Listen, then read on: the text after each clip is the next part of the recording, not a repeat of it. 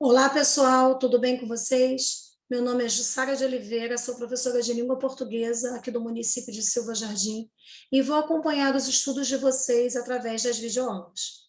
Sei que estamos enfrentando dias difíceis longe das salas de aula por conta da pandemia, e se pudéssemos escolher uma palavra, um sentimento para definir esse cenário, certamente seria a palavra falta. O dicionário a classifica como ato ou efeito de faltar, ausência, realmente. Mas, enquanto aguardamos o tão esperado retorno e a esperança de dias melhores, vamos nos manter aqui conectados em busca de conhecimento. Conto com vocês. Vamos à aula de hoje. A aula de hoje fala sobre gêneros textuais, alguns deles, histórias em quadrinhos, mangás, poema e também literatura de cordel.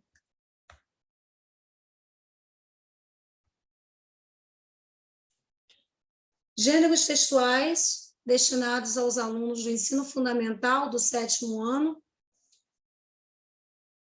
Vamos tratar hoje das histórias em quadrinhos, dos mangás, poemas e também da literatura de cordel. E você aí, sabe o que são histórias em quadrinhos? Vocês devem estar rindo, né? Falando, claro que eu sei que são histórias em quadrinhos, professora. Pois é, a ideia de usar desenhos sequenciais não é uma história nova, não, pessoal. Vem desde a pré-história, vocês sabiam?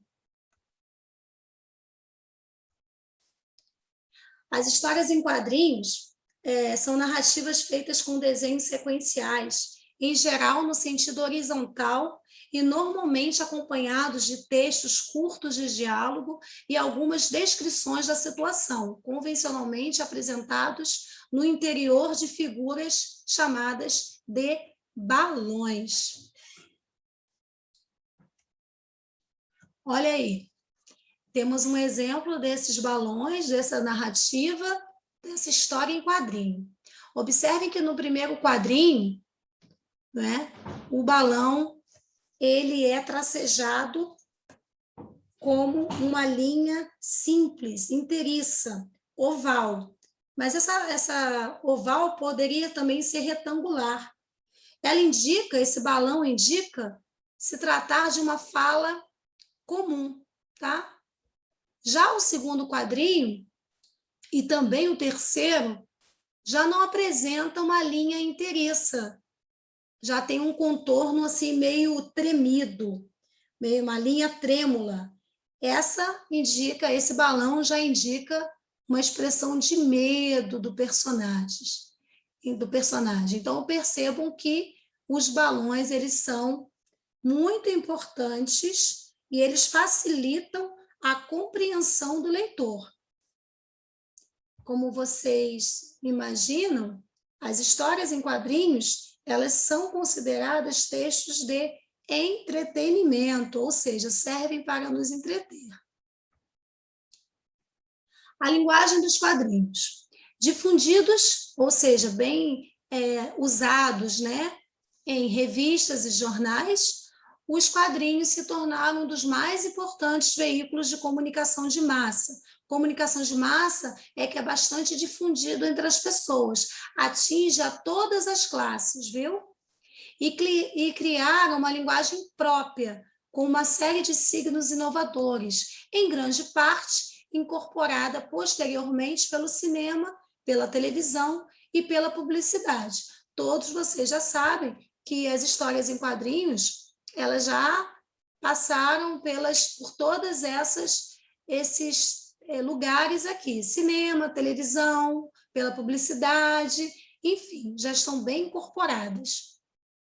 Entre os elementos de linguagem, além do já citado, né, balão, podem ser destacados o uso de sinais gráficos convencionados, como as onomatopeias, para a tradução dos sons, pequenas estrelas sobre a cabeça de um personagem, indicando dor ou tontura.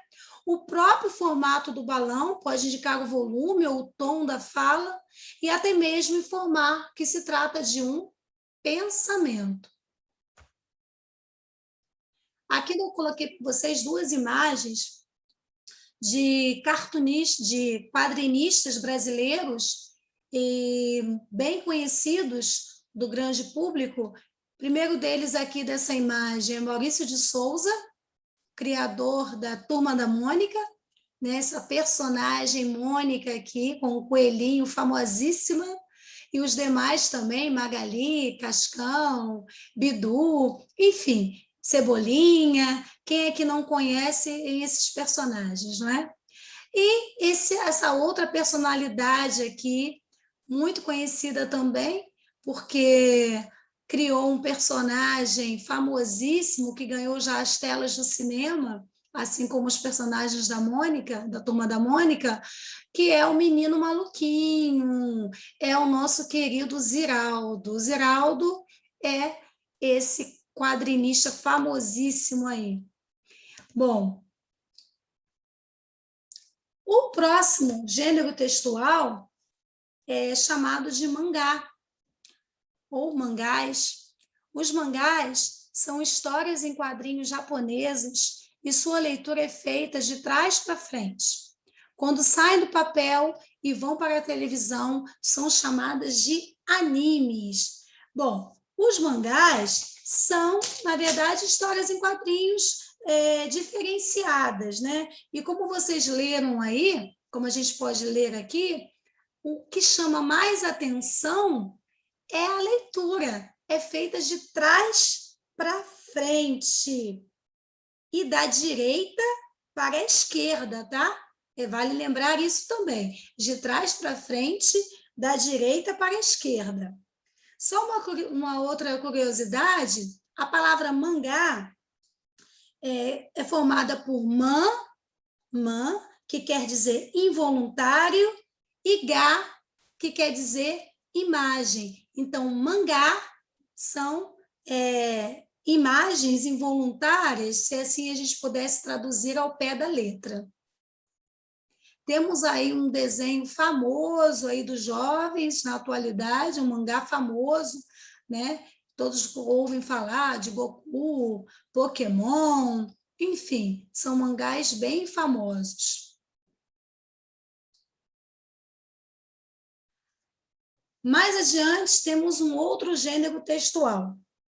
Esse gênero textual, poemas, nós vamos falar um pouquinho das formas e dos temas. Os poemas de formas fixas são poesias do gênero lírico. Eles seguem sempre a mesma regra, segundo a quantidade de versos, estrofes e o esquema de rimas. Por que a gente está falando de diferença entre poemas de forma fixa e poemas de forma livres? Porque, na verdade, são as duas diferentes maneiras de expressão da poesia. Quando você tem um poema de forma fixa, é aquela que segue a quantidade exata de versos, de estrofes, que tem uma preocupação com as rimas, algo diferente do que acontece com os poemas de versos livres, que são aqueles que não apresentam um padrão definido de métrica, ou seja, não há preocupação com a contagem dos versos, não obedece, portanto, às formas fixas, apresentando-se de forma oposta ao verso regular. Então, essas são as duas formas como o poema pode ser apresentado. Ou ele pode ser um poema de forma fixa, ou ele pode ser um poema de forma livre, de forma irregular, ok? Vamos analisar alguns tipos, entender a estrutura dos poemas de forma fixa, estrutura fixa. Soneto, mais conhecido da estrutura fixa, quase sempre, quando a gente estuda, a gente fixa muito nesse modelo aqui, o soneto, formado por duas quadras. O que são quadras? Quadras são conjuntos de 4 versos e 2 tercetos. Tercetos, conjuntos de 3 versos. Então, quando o poeta opta por escrever um poema de estrutura fixa, é muito comum a gente observar o soneto. Então, quando você olhar e observar 2 quadras e 2 tercetos, tá? 2 quartetos ou 2 tercetos. Quadras também podem chamar de quarteto, tá? Então, 2 quartetos e 2 tercetos, nós temos um soneto. Olha aí, rimou, hein? 2 quartetos e 2 tercetos. Além dessa estrutura fixa aqui, nós temos a balada, formada por 3 oitavas, né, 8 versos ou décimas, e uma quadra, ou quintilha. A sextina, formada por 6 sextilhas e um terceto. O rondó, que também é bastante utilizado, formado por uma quintilha, um terceto e outra quintilha. O rondel, que é formado por 2 quadras e uma quintilha. Olha aqui o exemplo. Soneto de separação de Vinícius de Moraes. De repente do riso fez-se o pranto, silencioso e branco como a bruma, e das bocas unidas fez-se a espuma, e das mãos espalmadas fez-se o espanto. De repente da calma fez-se o vento, que dos olhos desfez a última chama, e da paixão fez-se o pressentimento, e do momento imóvel fez-se o drama. De repente, não mais que de repente, fez-se de triste o que se fez de amante, e de sozinho o que se fez contente. Fez-se do amigo próximo distante, fez-se da vida uma aventura errante, de repente, não mais que de repente. O nosso querido poeta Vinícius de Moraes utilizou-se de um soneto, como vocês podem perceber através da estrutura, né? Aqui você tem 1, 2, 3, 4. Aqui, ó, 1, 2, 3, 4. 1, 2, 3. 1, 2, 3. 2 quartetos e 2 tercetos. Estrutura fixa, um soneto. O próximo gênero textual é a literatura de cordel. A literatura de cordel é uma manifestação tradicional da cultura popular brasileira, mais precisamente no interior nordestino.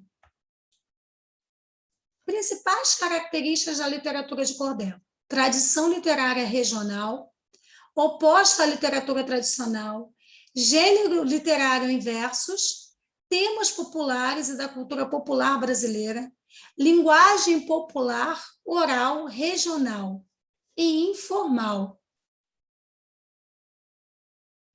Estão vendo esse desenho aí, essa imagem? Vejam, esses aqui são os livros da literatura de cordel, também chamados de folhetos. A literatura de cordel, ela é chamada de cordel porque os versos são pendurados assim mesmo, olha, numa corda e pregadores e vendidos em bancas nas feiras. Eu assim ainda tenho costume, isso faz parte da tradição nordestina. Se vocês visitarem as feiras nordestinas, vocês ainda encontrarão desta forma aqui dispostos, como estão, os folhetos de cordel. Vamos ver um trecho de uma literatura de cordel chamada O Fiscal e a Lagarta, de Leandro Gomes de Barros. Estava um dia uma lagarta debaixo de um pé de fumo, quando levantou a vista, viu um fiscal do consumo. Disse a lagarta consigo: eu hoje me desarrumo. O fiscal perguntou logo: insecto, o que estás roendo?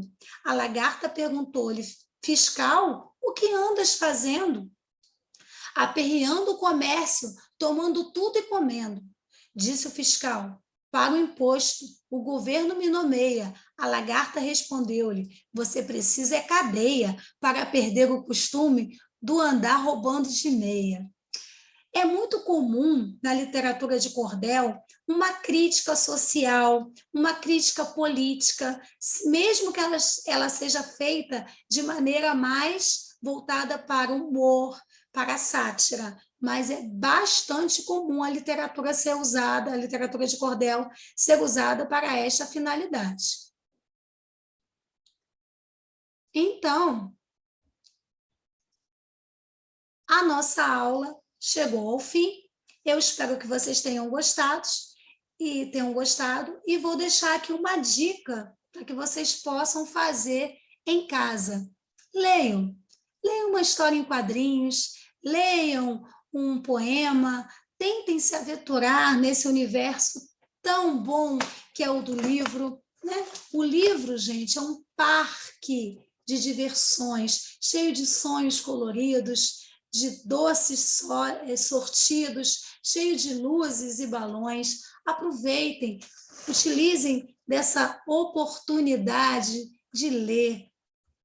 Beijinhos e até a próxima, pessoal!